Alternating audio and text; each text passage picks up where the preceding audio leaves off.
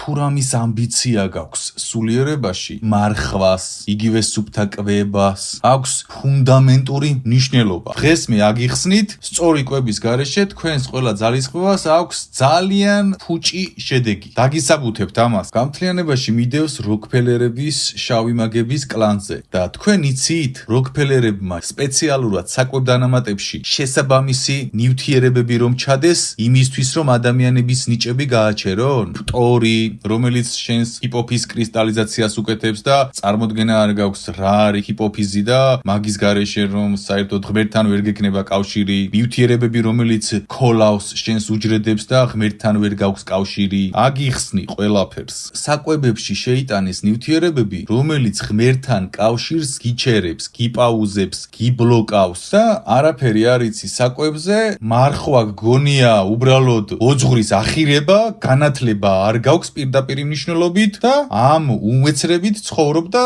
ფიქრობ რომ სულიერებაში ხარ. მაგრამ როგორც კი შენ ამ ნაშრომს მოისმენ, აღმოაჩენ რომ თურმე რამხელა რაღაც არ იცოდი ღმერთთან კავშირის ერთ-ერთ ფუნდამენტურ მდგომარეობას და შესაძლოა ითქვას რომ მთავარ ფუნდამენტურ მდგომარეობასაც წარმოადგენს შენი სხეულის სისუფთავე. ეზოთერიაში ამას იძახიან გამტარს. ეხლა რატო მაინც და მაინც ეს სიტყვა გამტარი? რაც უფრო სუფთა ხარ, მით უფრო შენი სხეული არის ღვთის ენერგიის გამტარი, ატარებს ღვთის ენერგიას. ეხლა რა არის გამტარი? მაგალითად, ოქრო და ვერცხლი ელექტროენერგიას ატარებს იდეალურად. ყოველგვარი შეფერხების გარეშე წინაღობა არ აქვს. სუფთა. შენი სხეული არის ერთი დიდი დამოხტული ელექტროენერგია. შენი სხეული დენზე ცხოვრობს. ბიოდენზე. მაშასადამე შენი სხეული არის გამტარი, როგორც ოქრო და ვერცხლი. და შენ თუ ჯართი ხარ, ვერანაირი ღვთიური ენერგია ვერ გადის მასში, იჭედება. არ შემოდის შენში უფლის ხმა, უფლის სიტყვა,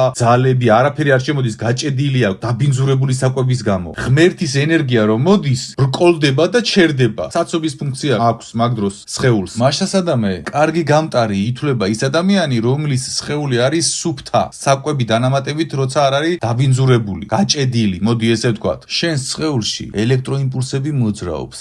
სპილენძივით და ოქროსავით ხარ, ან რკინასავით, ან ჯართისავით. საერთოდ უხეშად ატარებს ენერგიას, ან საერთოდ არ ატარებს ენერგიას. შენ თუ იკვებები მაღაზიის პროდუქტებით, დაბინძურებული ნივთიერებებით, ყველა ამ გარე დაბინძურებული პროდუქტებით თუ იკვებები, შენი სხეული არის ჩახრეგილი და ცუდი გამტარი. როგორც ცუდი მეტალი ისე ხარ, ოქრო არ ხარ. სწორი კვება და მარხვა შენს სხეულს გარდაქმნის ოქროდ და ცუდი კვება ჯართად და არ გადის არანაირი ენერგია და ღმერთისგან იზოლირებული ხდები. ელექტროსადგური გაქვს თითოეულ უჯრედში. თითოეულ უჯრედში ეს ელექტროსადგური წარმოქმნის ელექტროენერგიას, რითაც შენი ორგანიზმი მოძრაობს, ფიქრობ და სხვა ყველაფერს აკეთებ. მაშასადამე, თუ ცუდი გამტარი ხარ, ფიქრიც აღარ შეგიძლია. ელექტროენერგიის მოძრაობა შენს ორგანიზმში აღარ არის ისე როგორც უნდა იყოს. ეს ელექტროენერგია შენი სულის ენერგია, რომელსაც უჯრედები, რაც გითხარი რომ ელექტროსადგურებია უჯრედში, სწორედ რომ სულის ენერგიის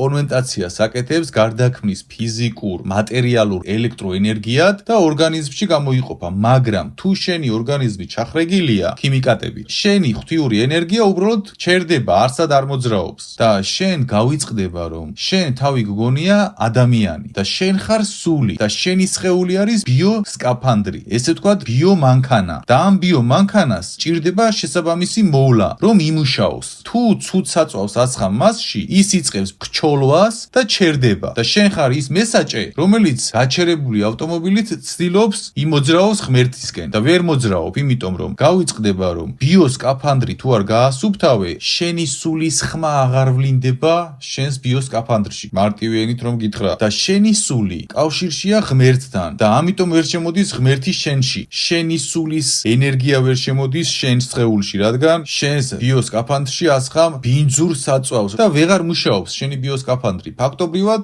შენი სული იზოლირებულია, ვერ რეაგირებს შენზე, ვერ გაძლევს ენერგიებს, ვერ გაძლევს ცოდნებს, ვერ გაძლევს ძალებს. მაშასადამე უფალიც ვერაფერს ვერ გაძლევს ამ კუთხით, იმიტომ რომ უფალი გაძლევს სულის გატარებით. შენ ახლა ალბათ ფიქრობ, რა მინდა კვება, მე ხომ ვილოცები, ლოცვითაც ხო შემოდის ენერგია. კი, ლოცვითაც შემოდის, მაგრამ მარტივად გეტყვი, ავტომობილში ზიხარ. ადამიანი, რომელიც ავტომობილში ზის, ეს არის შენი სული. ავტომობილია შენი ბიოსკაფანდრი, შენი სხეული. ავტომობილში ჩაასხი ნაგავი საწვავი. მან გაჭედა მოტორი. სწორი და შენ ილოცები ღმერთზე და ეუბნები ღმერთს, ღმერთო მომეცი, ძალა მომეცი, ავმოძრავდე, ყველაფერი გავაკეთო და ღმერთი გარეთ არის და გეუბნება ღმერთი რომ აი შვილო მარხვა დაიცავი, ესქენი, სუფთა კვებაზე გადადი, ის გააკეთე და ამოძრავდება შენი ავტომობილი, მაგრამ არა, შენ ელოდები ღმერთი თავად როდის ჩამოვა შენთან, თავად როდის გაგისუფთავებს სხეულს, რომ მერე შენ ატარო ავტომობილი, ისეთ ქედმაღლობაში ხარ, ამაშია პრობლემა. ანუ ისეთ ქედმაღლობაში ხარ, ფიქრობ რომ ღმერთმა უნდა გაგისუფთავოს შენი ბიოსკაფანდრი, იმისთვის რომ შენმა ბიოსკაფანდრმა სხეულმა იმუშაოს კარგად. აი ესეთ ხიფრშია ადამიანები. რატომ არის იცი ესეთ ხიფრში? მეტისმეტად ბევრჯერ კითხულობს ბიბლიას და არაფერს არ აკეთებს და არაფერს არ ეძიება. ღმერთის ქმნადობას არ ეძიება სამყაროს. არც ბიოლოგიას, არც კვანტურ ფიზიკას, ანუ ღმერთი შექმნილია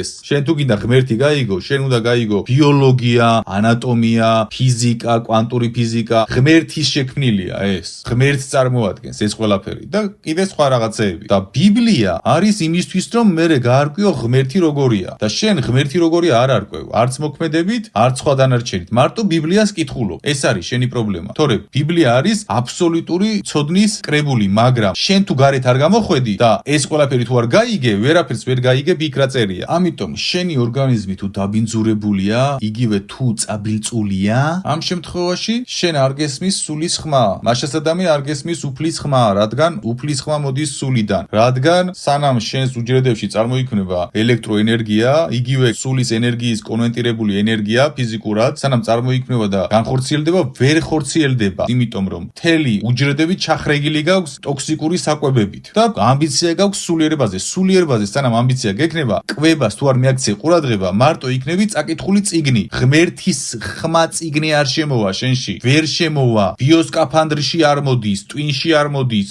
ანუ სულის ხმა რომ შემოვიდეს შენს ბიოსკაფანდრში, ტვინში, გულში, უჯრედებში, გამტარი უნდა იყო და ჩახრეგილი თუ გააქვს, არაფერი არ შემოდის. ამიტომ სულის ხმა ვერ მოდის შენამდე. მარტივი ენით გეტყვი, შენი სული ვერ გაწვის ხმას, რადგან ვერ ქოქავს შენს ბიოსკაფანდრს, რადგან ჩახრეგილი გაქვს ბიოსკაფანდრი ტოქსიკური საკვებებით. და ქრისტიანობაში მარხვა არის უბადრუკი მცდელობა, მარხვა კი არ არის უბადრუკი. მარხვა არის უბადრუკი მცდელობა, რაღაცა მაინც რომ ქნა, რამდენიმე კვირით. გესმით? თქვენ მარხვაზე უნდა იყოთ სულ, მაგრამ იმ მარხვაზე არა, რა მარხვაზეც თქვენ ჯდებით და შიმშილო და ცუდად ხდებით და არ იცით როგორ გააკეთოთ ეს. მარხვა არის სუფთა საკვები, იგივე სუფთა კვებაა. სუფთა კვება რა არის აგიხსნით. ასევე სულის გამოცდა, მაგრამ ფუნდამენტური დანიშნულება მარხვის არის შენი სხეულის ისე გაწმენდა, რომ ღმერთის ხმა შემოვიდეს შენში, სულმა რომ მართოს შენი ბიოსკაფანდრი, რომ დაძრას ეს ავტომობილი, რომელიც გაჩერებულია, რადგან მასში ჩაასხეს ყველაზე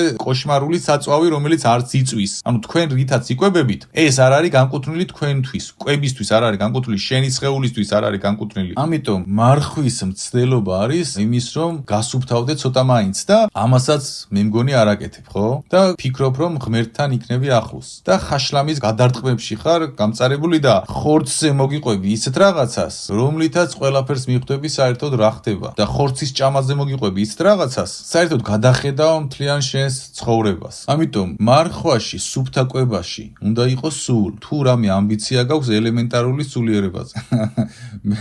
მეკითხები ახლა, გიორგი, შენ მარხულობ?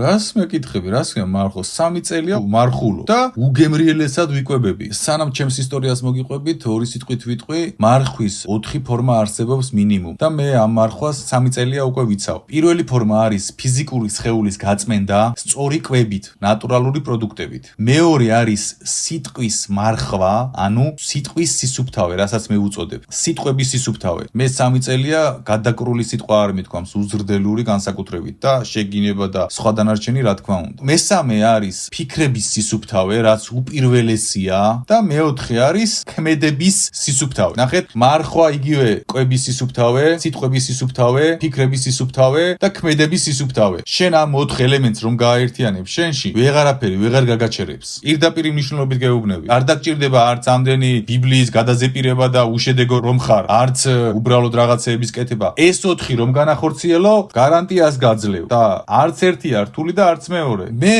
სანამ ხორცს თავს დავანებებდი, მოდი ხორცზე ვისაუბრებ და მე კიდე მოგიყვებით. ყოველ საღამოს მთელი ცხოვრება სტეიქს ვიმზადებდი. ყოველ საღამოს განურჩევლად. ჩემი ტრადიცია იყო ესეთი. 3 წლის წინ გამიხსნა რაღაცეები, შემოვიდა ჩემში სისუფთავე და ერთ დღესაც ხორცი რომ გადავყლაპე, ცუდად გავხდი. აი როგორც ეხლა გადაყლაპო რაღაც კოშმარი. ეს მოხდა ერთ დღეს უცებ და მას შემდეგ ხორცისკენ ვერ ვიხედები. ხორცის სუნი რომ ცემს, გული მიჩქარდება, ცუდად ხვდები. ჩემი წამება ვინმეს თუ უნდა, წვადის სუნი მას უმდგოს და გული შემიწუხდება. და რეალურად ყველა თქვენგანს იგივე რეაქცია გაქვთ. რა ის იგივე რეაქცია მაქვს, ხაშლამას რომ გადავირტყავ და მწვადის სუნს რომ დავსუნავ და მომისმინეთ. წვადი, ხორცი, ხაშლამა, მაშლამა, ზეპირად ვიცი, მომზადებები და პროფესიონალი ვარ ფაქტობრივად ისე მიიყვარდა. მე გიხსნით რეალურად თქვენი თავები როგორ რეაგირებენ ხორცზე. უბრალოდ თქვენ ამას შეჩვეული ხართ და სხვაობას ვერ გძნობთ. მარტივად გეტყვით. მე რასაც გძნობ, ყველა თქვენგანი ამას გძნობთ. თქვენი სული გძნობს ამას, თქვენი ნამდვილი ნატურა,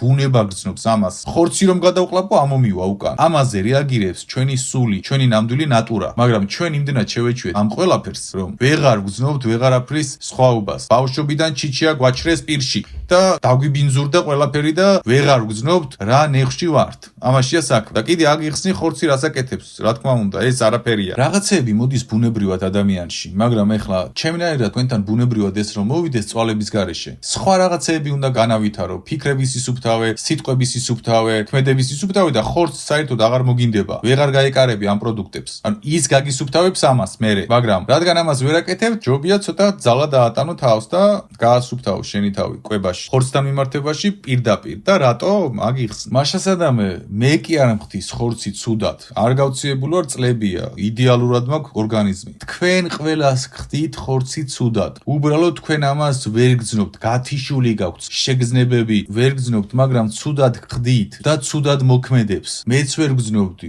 რა კაი მწვადის სუნია, ვიძახდი. მწვადის სუნია კი არა, თურმე რას მიშვება და რა ხდება თურმე. ეხლა ალბათ კითხვას დასვამთ, რატომ რეაგირებს ჩვენი სხეული ხორცზე ცუდად სინამდვილეში? ოღონდ ჩვენ ვერ გძნობთ ამას. რატომ ხდები ცუდად? იმიტომ რომ შენში როგორც კი შემოდის ჭეშმარიტი სუფთა, შენ როგორც კი ხორცს ჭამ, ან ხორცის შეწვის სუნი გცემს, გული გიწუხდება, იმიტომ რომ შენ ამ დროს ჭამ სიცოცხლეს. სულიერ კანიბალიზმს ჩადიხარ პირდაპირ მნიშვნელობით. სიცოცხლის მჭამელი ხდები. შენი ნამდვილი ბუნებისთვის, შენი ბიოსკაფანდრისთვის, შენი სულისთვის, თანაბრად ორივესთვის ეს არის იგივე როგორც ეხა შენ ადამიანი შეჭამო, იგივენაირად რეაგირებს. მაგრამ შენ შეგაჩვიეს ამას. შენ ცნობიერ შეაჩვიეს ეს რომ ესე არ არის და რუი რა კაი გემოაქვს. შენი ბიოსკაფანდრი ღმერთს არ შეუქმნია სიცოცხლის ჭამისთვის, იმიტომ რომ სიცოცხლის ჭამისთვის შენ არ ხარ შექმნილი, შენ ხარ ღმერთის შვილი და ღმერთი ვინ არის? ღმერთი არის სიცოცხლის მშთაბერი, მქმნელი და ღმერთის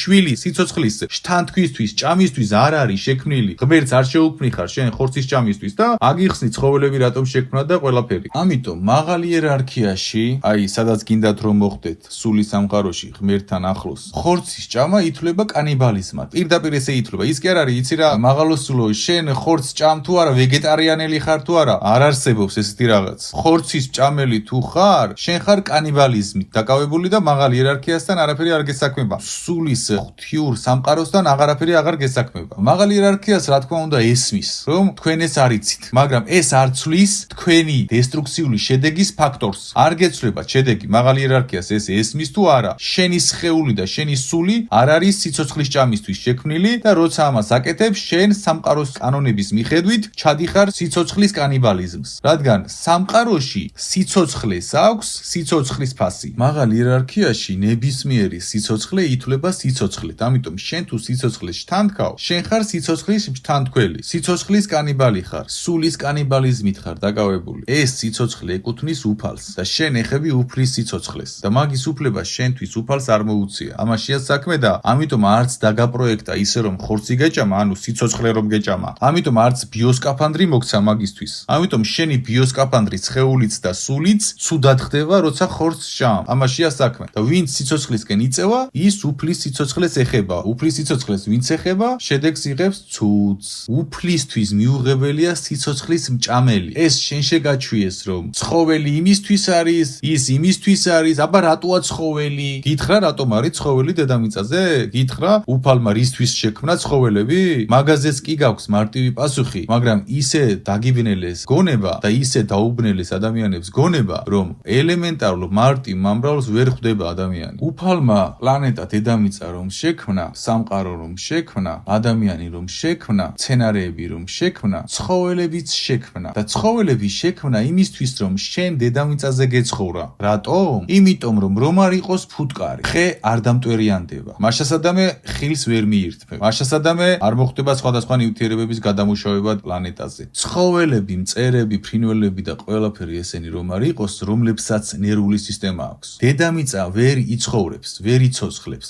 არც მცენარეები იქნება, არც ჟანგბადი იქნება, არც ეს ყველაფერი. მარტივენით რომ გითხრა, ცხოველები შენი ჭამისთვის კი არ არის. დედამიწაზე ცხოვრება რომ შეძლო, რომ იცხოვრო დედამიწაზე, ამისთვის არის ცხოველები. გესმის? მაგრამ ესეც დაგავიწყეს. ცხოველები, ფრინველები და ყველაფერი ეს, რომლებსაც ნერვული სისტემა აქვს, შენსავით გრძნობენ ყველაფერს, დედამიწას სიცოცხლეს უნარჩუნებს შენთვის. უფალს შენთვის ცხოველი არ შეუქმნია რომ გეჭამა მაშასადამე. არც ბიოსკაფანდრი მოგცა ამისთვის რომ ცხოველი გეჭამა, არც სულის ნაწილში მოგცა რომ ცხოველი გეჭამა, იმიტომ რომ გიმეორებ, უფლის შვილი ხარ, უფლის რომელიც ქმნის სიცოცხლეს, კი არ ჭამს, მისი შვილი ხარ. ამიტომ შენი ხორცის ჭამა არის შენთვის კანიბალიზმი. ანუ უფლის წინააღმდეგ მიდიხარ, უფლის შვილობაზე ამბობ ვარს და ეთანხმები სატანის მდგომარეობას. სატანა არის ხორცის ჭამელი, ჭამელი არის სატანა, გამანადგურებელი და მქმნელი ღმერთი. აქედან გამომდინარე მაღალ იერარქიაში ვინც ხორცს ჭამს, სულის მჭამელებს ეძახიან მასეთ ადამიანებს. მაგრამ იციან რომ თქვენ ეს არ იცით. სულის მჭამელებს რატომ? იმიტომ რომ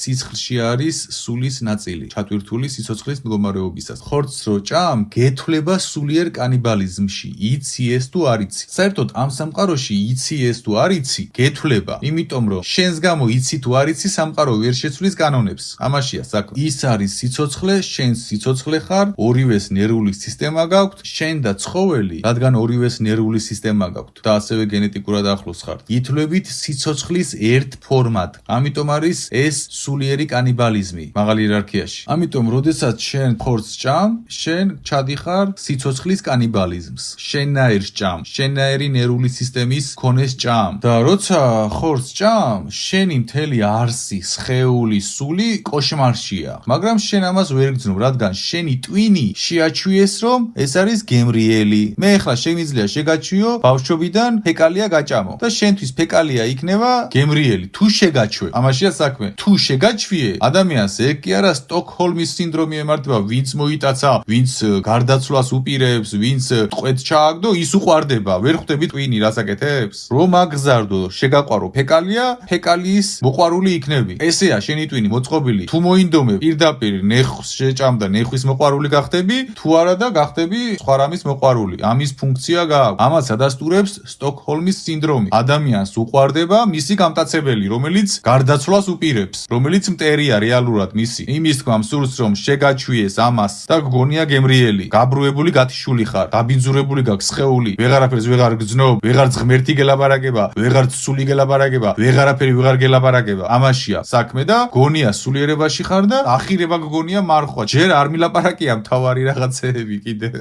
აი სუფრა რომ გაქვთ გაწყობილი და გოჭს რომ პირში ჩადებული აქვს ვაშლი და მაგრად ძიძგნი, გოჭის ხორცს ან ხაშლამას ჭამ მაგრად. მაღალი იერარქიისთვის, ანუ სული რომელიც ჯოჯოხეთში არ მოხვდა. მისთვის ესეთი კადრის შეხედვა არის იგივე როგორც ახლა ადამიანები იყოს გაწყობილი სუფრაზე. და ესე მხიარულებით რომ მიირთმევდნენ ადამიანების ხორცს სხვა ადამიანები. იგივე შესახედია. კითხვებს დასვამთ მაშინ რატომ იყო სხვერპშეწირვა ცხვრის და ასე შემდეგ. ის მეგობრებო სხვა ფენებია, იქ სხვა პერიოდი იყო, სხვერპშეწირვის გარეშე ცოდვები ვერ მიეტებებოდა ადამიანს, სანამ იესო ქრისტე მოვიდოდა, ამიტომ ფიზიკურად, ტექნიკურად ცხვარზე გადაქონდათ ეს ცოდვები, შემდეგ იესო ქრისტე მოვიდა, შემდეგ გამოისყიდა ცოდვები, აღარ იყო საჭირო ცოდვის მიტევება, ის კი არა რომ ცოდვების მიტევება აღარ გჭირდება, არა, დღეს რომ გასწავლიან, ცოდვების მიტევება აღარ გჭირდება, იესო ქრისტემ გამოისყიდა შენი ცოდვებიო. იესო ქრისტემ შენი ცოდვები კი არ გამოისყიდა უბრალოდ. იესო ქრისტემ საშუალება მოგცა ღმერთთან გამოგესყიდა ცოდვები და არა როგორც ადრე ცხვართან. ადრე ტექნიკურად ცხვარზე გადადიოდა ცოდვები შეწირვით. სხვა გზა არ იყო, ღმერთთან არ იყო კარები ღია, ადამი და ევას დროს ჩაიკეტა და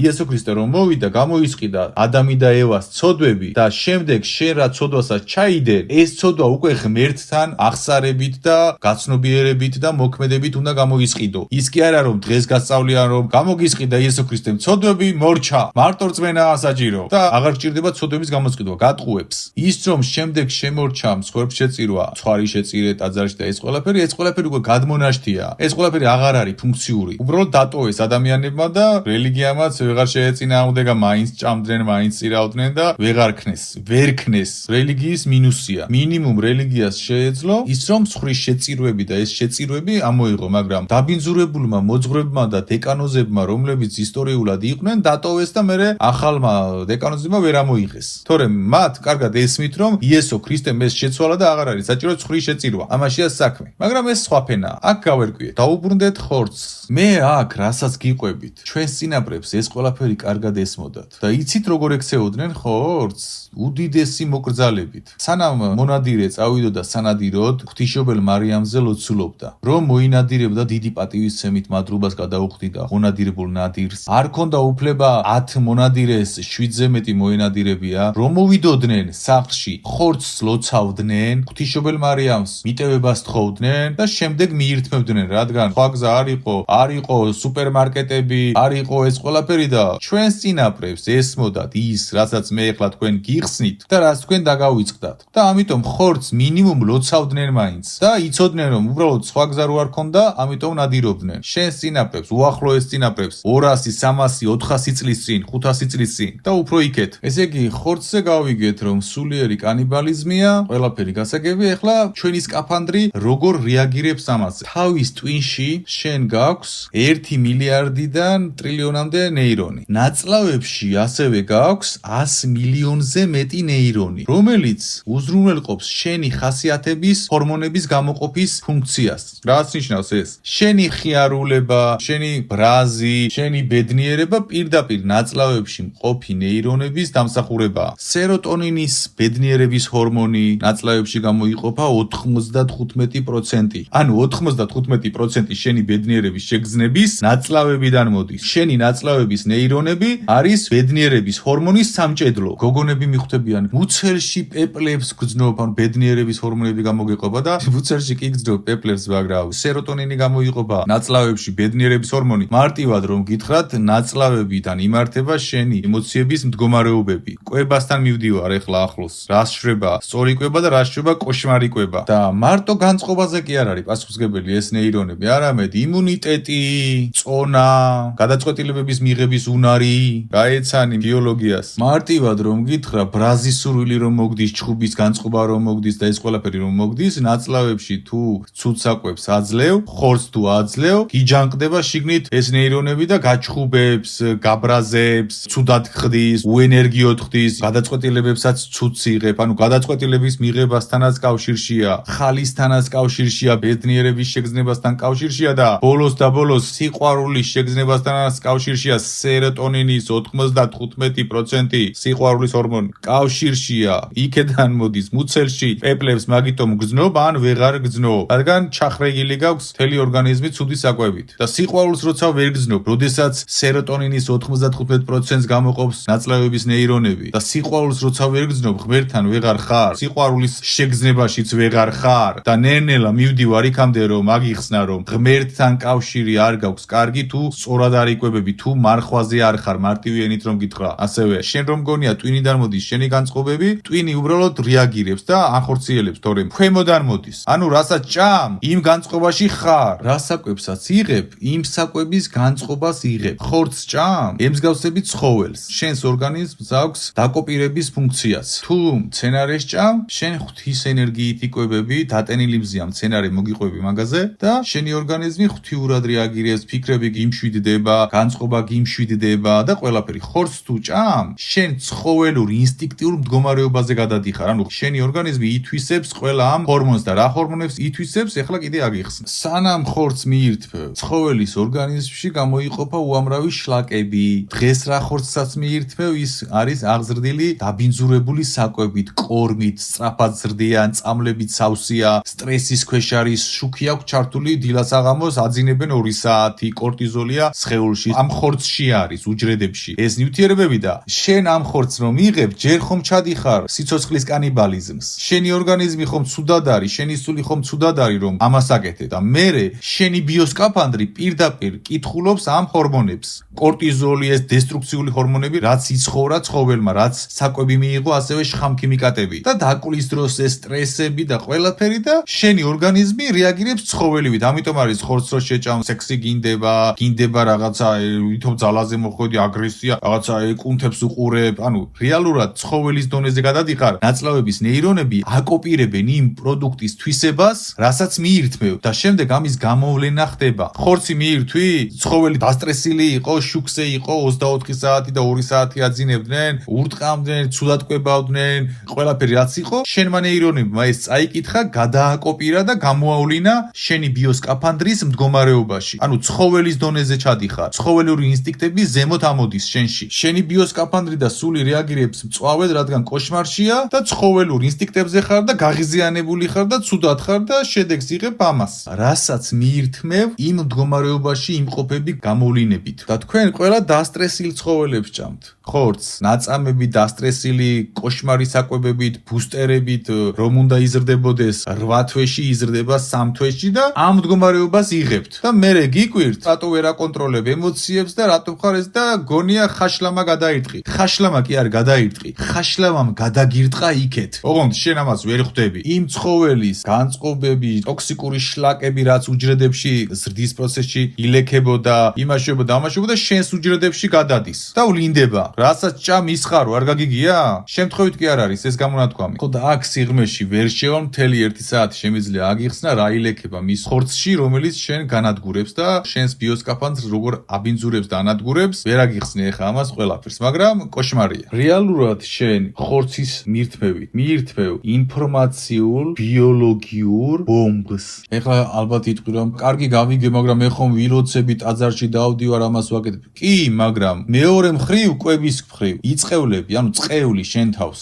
წყევლას აკეთებ, ცხოველის ინსტინქტები შემოგაქვს შენში, სტრესის ინსტინქტები, სტრესავს შენ ბიოსკაფანდს, 100 მილიარდ ნეირონს, შენ სულს და ყველაფერი მერე ვლინდება კოშმარულად. ვერ გეხმარება, ამიტომ მარტო ლოცვა. მეორე მხრიდან წყეული შენ თავს კვებით და მარტო ამას კი არ აკეთებ, თან იხრიგება შენი ორგანიზმი, იკეტება შენი ორგანიზმი, ღმერთს ჩორდები მდგომარეობით, სიცოცხლის მჭამელი ხდები და წახნაგობრივად გეღება ბოლო, ოღონდ ვერ ხვდები ამას. ეხლა რით უნდა იკვებო? შენი ჭეშმარიტი საწვავი რა არის? რომ გაარკვიო. ხორცი რომ არ არის, გავიგეთ, მაშინ რა არის? შენი სხეული რომ გადაიღო სპეციალურ სპექტრში, შენი სხეული ანათებს როგორც მზე. მკვდარი ხორცი რომ გადაიღო, რომელშიც სიცოცხლე არ არის, სპექტრში რომ გახედო, არანაირი ნათება მისგან არ მოდის. შავია მთლიანად. იგივე სპექტრში ვაშლს რომ გადაუღო, ან ნებისმიერ ხილს, ან მწვანეულს, ანათებს როგორც მზე. რატომ? იმიტომ რომ ვაშლის თითეული უჯრედი არის დატენილი მზე. ფოტოსინთეზის შედეგად წარმოიქმნებოდა თითეული უჯრედი. ვაშლი არის რეალურად მზის აკუმულირებული ენერგიაა ვაშლი. შენ და მცენარე ერთი და იგივე ენერგიით ანათებ. მცენარეა შენი ნამდვილი საკვები. ნახე, მარცხნივ ხორცი, მარჯვნივ ვაშლი. ვაშლი იგივე ფერში მზესავით ანათებს, როგორც შენი გაშვებული სიცოცხლის სპექტრი, სხეული, რასაც ანათებს. ვაშლს რომ მიირთმევ, შენ მიირთმევ დატენილ მზეს. იმას მიირთმევ, რაც შენი საკვებია. ხორცს რომ მიირთმევ, ხორცი არ არის დატენილი მზე და როგორც მოქმედებს აგიხსენი. და ნახე, ზამთარში უენერგიობას რატომ გრძნობთ და ლეიკოციტები, სისხლის წითელი უჯრედები რატომ გიქვეითდებათ? იმიტომ რომ სისხლში ვარდება რკინის რაოდენობა. სისხლში რკინა უზრუნველყოფს ძალას. აი, ძალაზე რომ ხარ ენერგიულიაო რომ ამბობენ და აუ დღეს ენერგიული ვარო იძახი, ხვალ უენერგიო ვარო. ამას განსაზღვრავს რკინა. ხილი და პროდუქტი არის რკინა. მარტივ ენაზე რომ გითხრა, ხილი და ვაშლი უბრალოდ შენი ნამდვილი საკვები კი არ არის, არამედ პირდაპირ რკინაა და რკინა არის ძალა. ანუ რკინა თუ დაბალი გაქვს, ძალა არ გექნება. თუ გინდა C ვიტამინი მიიღე, თუ გინდა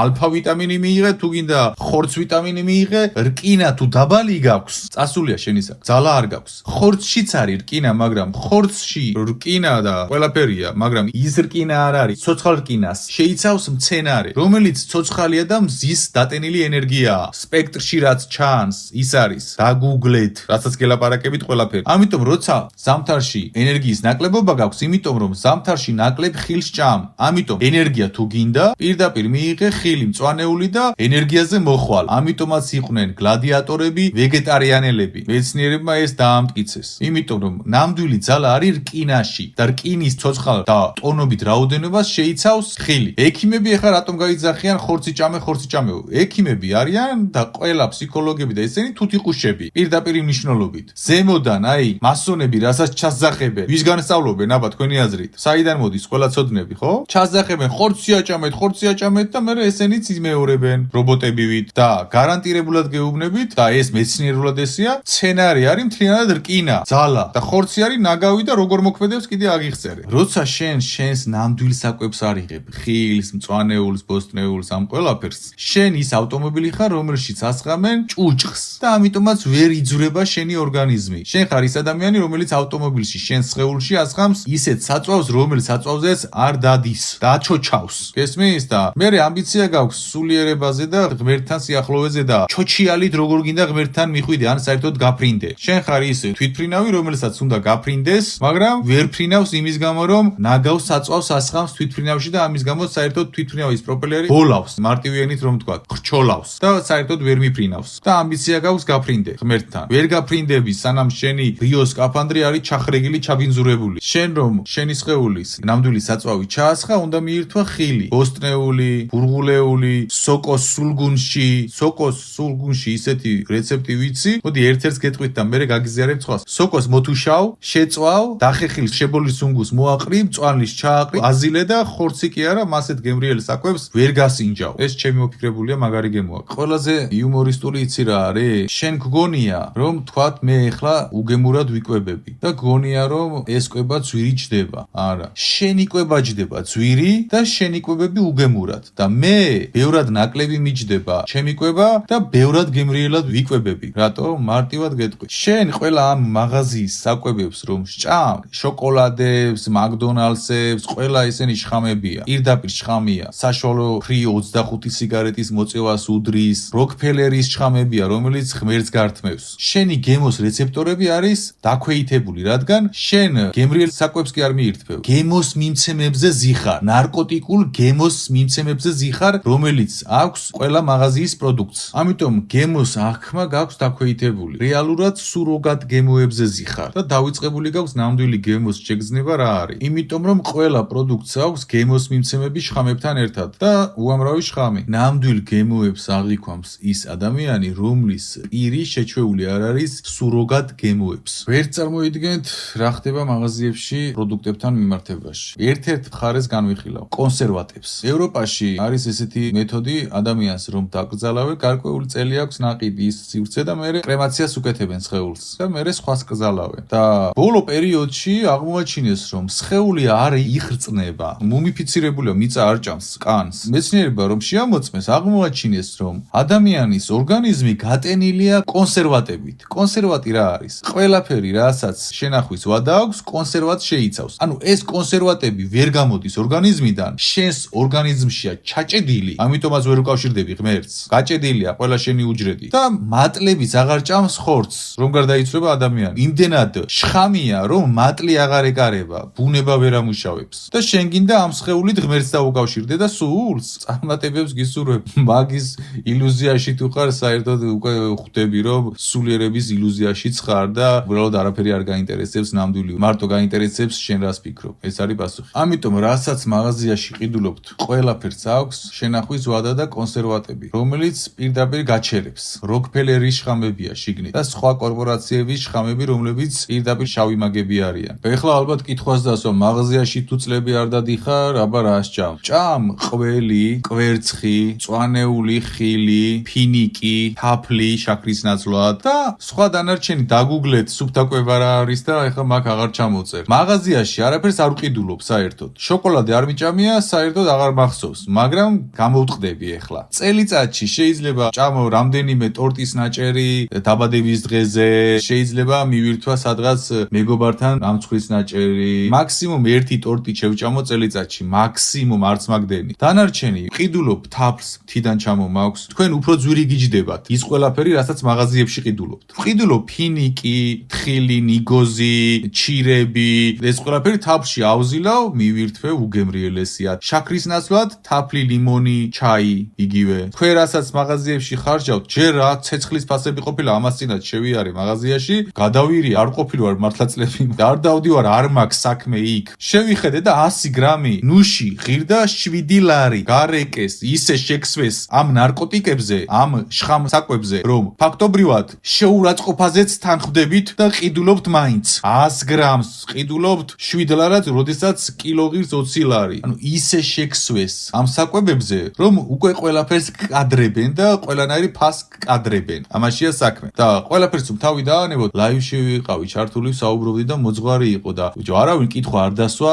რატომ ვერ მარხულობს ადამიანი. იმიტომ ვერ მარხულობს ადამიანი, რომ ჯერ ადამიანის ბრალია, მაგრამ მთელი ცხოვრება შეაჩვიეს ამ ნაგვის კვებაზე და ეს ნაგვები თან იწვევს შეჩვევას, ნარკოტიკები ვით არის შხამთან ერთად და ფიზიკურად ირგვლივ რომ მიხედები, ყველგან არის შხამი და არც არავინ გელაპარაკება, რომ ეს არის შხამი, რომ არ უნდა ჭამოეს, რელიგია მას ვერ გაგაგებინა, რელიგიის ახირება გგონია მარხვა და თან ზოგიერთი ვითომ ღმერთის ხალხი და ვითომ ქრისტეს ხალხი გეუბნება მარხვას საერთოდ თავი დაანებეოს, სატანა ელაპარაკება და ამ დღეშია სიტუაცია. ვეღარ მარხულობ, ყველგან არის ცდუნება, ვეღარც მარხვას იცავ, ვინც უნდა გეუბნებოდეს მარხვა დაიცავიო, ისიც გეუბნება არ დაიცვაო, ყველას მიყავხარ ხრამისკენ. სულიერებიდან, ვითომ ღმერთის კაცი რო არის და ვითომ ქრისტეს კაცი რო არის და ესეთი ხალხი ბიზნესმენებით დაწყებული, ყველას მიყავხარ ხრამში. ერთადერთი ვინც უნდა გააჩეროს შენი თავი, ხარ შენ და გეუბნება რელიგია, მე რელიგიაში ბევრ ამის არ ვითანხმები, მაგრამ გეუბნება რელიგია, ქრისტიანობა, რომ მარხვა დაიცავი და ამასაც ვერ იგებ და მათი ახირება გგონია და ქაქში ხარ რეალურად, პირდაპირ ნიშნულობით. ოღონდ ფიქრობ, რომ კარგად ხარ. კბილის პასტაში ჩაგიდეს პტორი. პტორი პირდაპირ ჰიპოფიზის კრისტალიზაციას აკეთებს. ჰიპოფიზი თუ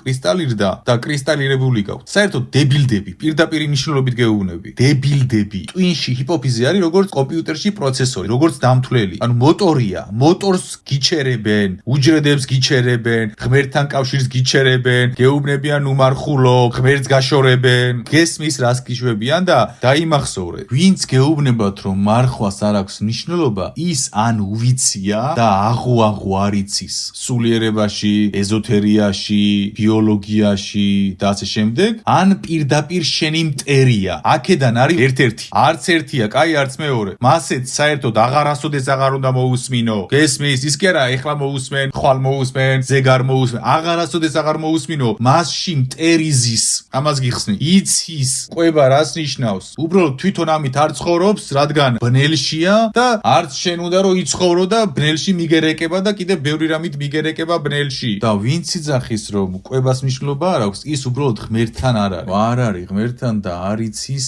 ყვება რას ნიშნავს და საერთოდ არც აინტერესებს და არც სხვა რაღაცებს იცავს, უბრალოდ ლაპარაკობს და ბიბლიას გიკითხავს და რაღაცებს აკეთებს, ანუ გატყუებს. ამიტომ დასკვნა, შენი სულიერი მოღვაწეობის სხვა ყველა პროცესი არის 60% და 40% არის შენი ყვება. რას ჭამ? გინდა ეს დაიჯერე, გინდა არ დაიჯერო და იყავი შენს ილუზიებში. მაგრამ იცოდე, ეს არ შეცვლის რეალობას. რადგან შენ თუ ილოცები, შენ თუ ცდილობ უფალს დაუკავშირდე, შენი ბიოსკაფანდრი, რომელმაც უნდა მიიღოს სულის ხმა, ენერგიები და შესაბამისად სულიდან მოდის ღმერთის ხმა და ენერგიები, შენი სხეული არის პრობკა და არაფერი არ შემოდის შენს ბიოსკაფანდრში, არც სულის ხმა, არც ღმერთის ხმა, ანუ გაჭედილია. ამიტომ არის 40%. ფიზიკურად შენი ბიოსკაფანდრი ვეღარ მუშაობს, ვეღარ ფუნქციონირებს და ვერ აღწევს ისეთ მდგომარეობას, რომ სულიერი ენერგიები მიიღოს, გაატაროს, ამუშაოს და ასე შემდეგ. ღმერთის ენერგიას ვერ ამუშავებს შენი ბიოსკაფანდრი და ამიტომაც 40%-ია. ამიტომაც კვებას თუ არ იცავ,